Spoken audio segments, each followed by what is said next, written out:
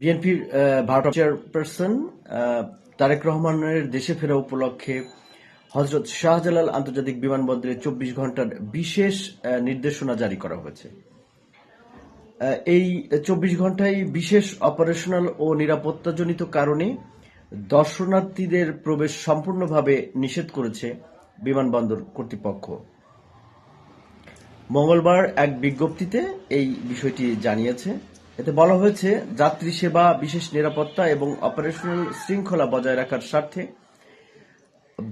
২৪ December সন্ধ্যা ৬টা থেকে ২৫ December সন্ধ্যা ৬টা পর্যন্ত বিমানবন্দর এলাকায় নির্ধারিত যাত্রী ছাড়া সব সহযাত্রী দর্শনার্থী প্রবেশ সম্পূর্ণভাবে নিষিদ্ধ থাকবে। এদিকে ২৫ ডিসেম্বর দেশে আসার কথা রয়েছে। আপনারা জানেন যে বিএনপির ভারপ্রাপ্ত চেয়ারম্যান তারেক রহমান তার প্রত্যাবর্তন ঘিরে দেশ জুড়ে ব্যাপক নিরাপত্তা জোরদার করা হয়েছে এবং তারেক রহমানের সার্বিক নিরাপত্তা নিশ্চিত করার লক্ষ্যে নানা ধরনের কার্যক্রম হাতে নেওয়া হয়েছে এবং প্রধান নিরাপত্তা কর্মকর্তা হিসেবে ব্রিগেডিয়ার জেনারেল অবসরপ্রাপ্ত ডক্টর AKM শামসুল ইসলামকে নিয়োগ দেওয়া হয়েছে তার প্রধান নিরাপত্তা কর্মকর্তা হিসেবে।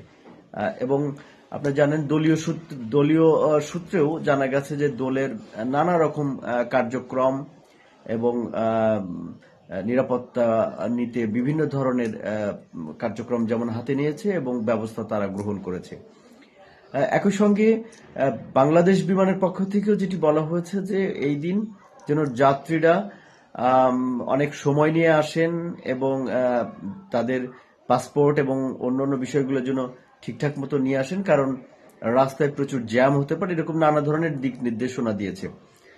তো আসলে তারেক রহমানের দেশে ফেরার দিনটিকে নানা দিক থেকে নানাভাবে আপনার বিশেষ করে রাখার একটা চেষ্টা করা হচ্ছে এবং পাশাপাশি নিশ্চিত নিরাপত্তা ব্যবস্থাও জোরদার করার নানা ধরনের কার্যক্রম হাতে নেওয়া হয়েছে, আপনারা জানেন। সুপ্রিয় দর্শক মণ্ডলী, ভালো থাকবেন, সুস্থ থাকবেন, নিরাপদে থাকবেন, আমাদের সঙ্গে থাকবেন।